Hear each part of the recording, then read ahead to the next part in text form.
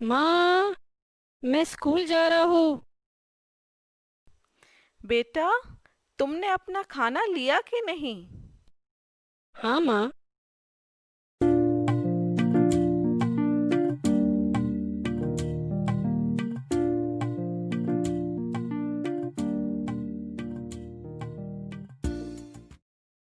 Hello बच्चों।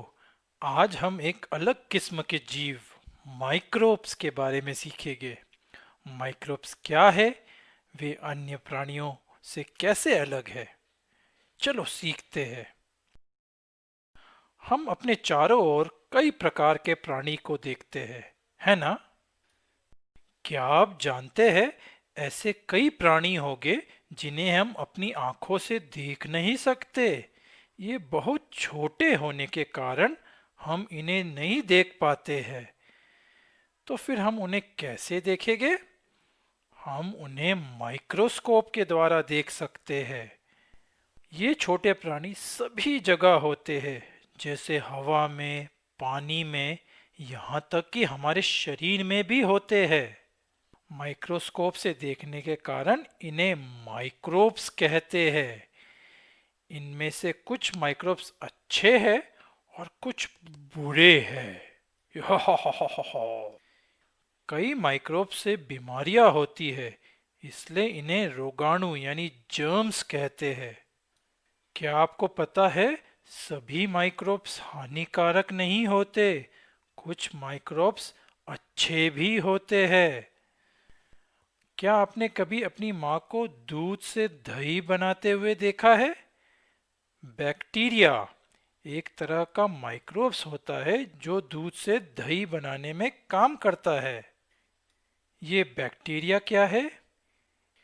ये बहुत ही छोटे एक सेल वाले जीव होते हैं जो हमारे चारों ओर मौजूद है। ये खुद का खाना नहीं बना सकते। इनका भोजन जीव या निर्जीव पदार्थ है। ये दो तरह के होते हैं। पहला, पैरासाइटिक बैक्टीरिया जो प्राणियों में से अपना खाना निकालकर जीते हैं, और दूसरा, सेप्रोफाइटिक बैक्टीरिया जो निर्जीव यानी मरे हुए या सड़े हुए पदार्थों से अपना खाना निकालकर जीते हैं। तो आप जान ही गए होंगे, कुछ बैक्टीरिया हमारे जीवन में हर रोज मदद करते हैं, जैसे दूध से दही बनाने में, या फिर सेप्रोफाइटिक बैक्टीरिया निर्जीव या सड़े हुए पौधों और जानवरों को खाकर उनके छोटे छोटे कण को मिट्टी में मिला देते हैं। इससे साफ वातावरण और खाद भरी मिट्टी बनती है। हमारे शरीर में भी कुछ बैक्टीरिया हमारे खाने को हजम करने में मदद करते हैं। मुझे पता है आप सोच रहे होंगे कि सब बैक्टीरिया अच्छे हैं, लेकिन कुछ बैक्टीरिया हमें बीमार बनाते हैं। कुछ बैक्टीरिया भोजन खराब कर देते हैं, जैसे फल, सब्जियां, अंडे और मांस सड़ जाते हैं। घाव को कभी खुला नहीं छोड़ना, क्योंकि वहां बैक्टीरिया पैदा होकर उसे और गहरा बना देते हैं।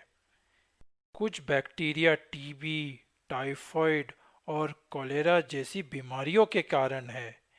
कुछ हमारे दांत को भी खराब करते हैं। इन बैक्टीरिया को पैथोजेनिक बैक्टीरिया कहते हैं, यानी रोगजनिक। आपको उत्सुकता जरूर होगी कि ये कैसे उत्पन्न होते हैं, ना? वे अंडे देते हैं या मैमल्स की तरह बच्चों को जन्म देते हैं? दोनों ही सही नहीं है। ये यूनिसेल्यूलर होने के कारण दो टुकड़ों में होकर खुद को जैसा दो बैक्टीरिया बना देते हैं। ताजुब है ना? ये बहुत जल्दी बढ़ते हैं और सही स्थितियां होने पर ये हर आधे घंटे में एक से दो बन जाते हैं। क्या आप कभी बीमार पड़े हैं, जैसे कि खांसी हो गई हो, या गले में खराश है, या नाक में से पानी आ रहा है? तो ऐसी बीमारियां क्यों होती है? यह मामूली सर्दी है जिसका कारण वायरस होता है। चिकन पॉक्स भी वायरस के कारण आता है। ये वायरस दूसरी तरह के माइक्रोब्स है। ये बैक्टीरिया से भी छोटे होते हैं। ये बहुत से आकार में होते हैं। ये अन्य प्राणियों के अंदर जीते हैं। सर्दी और चिकन पॉक्स ही नहीं, मम्स, इन्फ्लुएंजा, मीजल्स आदि बीमारियों के कारण भी ये वायरस ही होते हैं।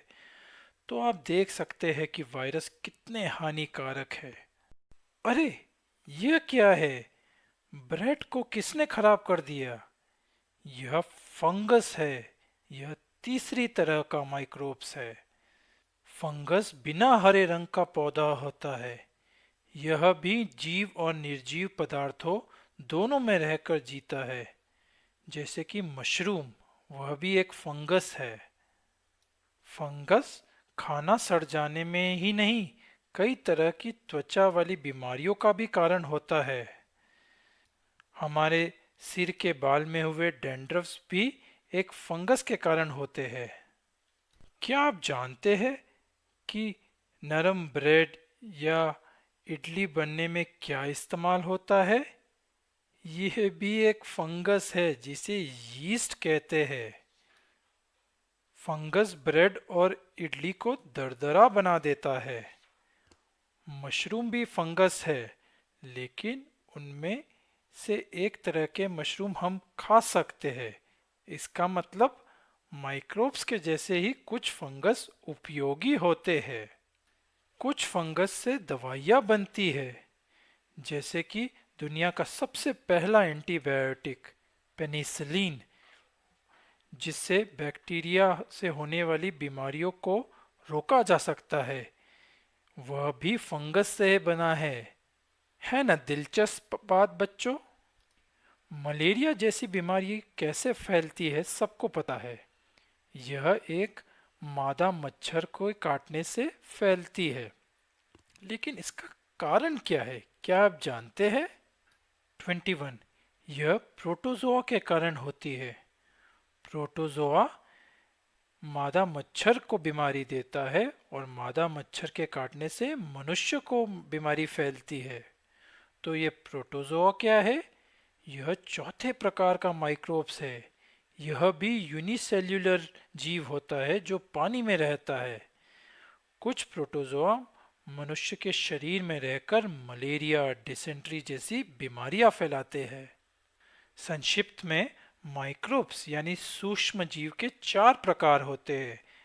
एक बैक्टीरिया, दूसरा फंगस, तीसरा वायरस और चौथा प्रोटोजोआ। इनमें से कुछ लाभदायक है और कुछ हानिकारक। क्या हम इन हानिकारक माइक्रोब से लड़ सकते हैं? हाँ, हमारे पास उनसे लड़ने के लिए कुछ साधन है। क्या आपको पता है हम नवजात शिशुओं को टीका क्यों लगाते हैं? नवजात शिशुओं को टीका यानी वैक्सीनेशन लगाने से उन्हें पोलियो, हेपेटाइटिस बी आदि बीमारियां नहीं हो सकती। टीका लगाने के अलावा हम छोटे छोटे कामों से भी इन हानिकारक माइक्रोब से बच सकते हैं। जैसे खाने से पहले फल और सब्जियों को धोने से उनके ऊपर होने वाली गंदगियां और जर्म्स निकल जाएगी। खाने को ठीक से पकाना चाहिए। बचा हुआ खाना हम फ्रिज में क्यों रखते हैं? क्योंकि माइक्रोब्स ठंडी जगह में बढ़ नहीं सकते। खाने को ठीक से उबालकर पकाना चाहिए क्योंकि माइक्रोब्स ज़्यादा गर्मी में भी नहीं रहते। सड़ा हुआ खाना फेंक देना चाहिए, उसे खाना नहीं चाहिए। 25, हम खाने को ढककर क्यों रखते हैं? या सड़क पर खाना बेचने वाले जो खाने को नहीं ढककर रखते हैं, हमें उनसे खाना क्यों नहीं खरीदना चाहिए? क्योंकि चूहे, मक्खी जैसे जीव इन गंदगियों में जाते हैं और माइक्रोब्स उनके पैर और बाकी भागों में चिपक जाते हैं और फिर वह खुली चीज में बैठते हैं और जर्म्स फैलाते हैं। इसलिए खाने को हमेशा ढक कर रखना चाहिए। जर्म्स सभी जगह होते हैं, हवा में, पानी में, धरती में। इसलिए खाना ही नहीं, पानी भी हमें साफ पीना चाहिए। पानी को क्लोरीनेट करके, उबाल के या छान कर पीना चाहिए। अगर पानी स्वच्छ नहीं होगा तो उसे पीने से हम बीमार पड़ेंगे। क्या ठीक से पका हुआ अच्छा खाना और साफ किया हुआ पानी हमें स्वस्थ रखने के लिए काफ़ी है? नहीं, हमें कुछ और भी करना पड़ता है, जैसे खाने से पहले हाथ धोना। अगर हम साफ पानी पिए और पौष्टिक आहार ले, पर ये सब गंदे हाथों से करें, तो क्या होगा? इन्फेक्शन और बीमारियां फैलती है। कैसे? गंदे हाथों से खाना खाने से हाथ के ऊपर और नाखून के अंदर रहने वाले माइक्रोब्स शरीर के अंदर जाकर हमें बीमार बनाते हैं। इसलिए हमें खाने से पहले और बाद में हाथ धोना चाहिए। रोगों से बचने के लिए हमें और क्या करना चाहिए? अगर हमें सर्दी हो जाए तो छींकने और खांसने से पहले हमें मुंह और नाक को ढक लेना चाहिए, ताकि यह सर्दी एक से दूसरे को ना फैले।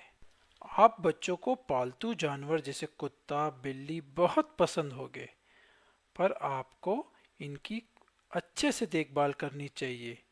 जानवरों को साफ रखना चाहिए, क्योंकि जानवर भी बीमारी फैला सकते हैं। हमें अपना खाना इनके साथ एक साथ नहीं करना चाहिए, और इनके साथ खेलने के बाद हमें अपने हाथ ठीक से धोना चाहिए। चोट लगने पर हमें अपने घाव को खुला नहीं छोड़ना चाहिए, ताकि इसमें जर्म्स ना घुस जाए। तो अब आप समझ ही गए होंगे जर्म्स कैसे बीमारियां फैलाते हैं और हम इनसे कैसे बच सकते हैं। जर्म्स नमी और गंदी जगह पसंद करते हैं, तो इनसे लड़ने के लिए सफाई से बेहतर कोई भी हथियार नहीं। इसलिए सब जगह साफ रखें और इन जर्म से बचे रहो। आज के लिए इतनी ही बच्चों। Bye bye.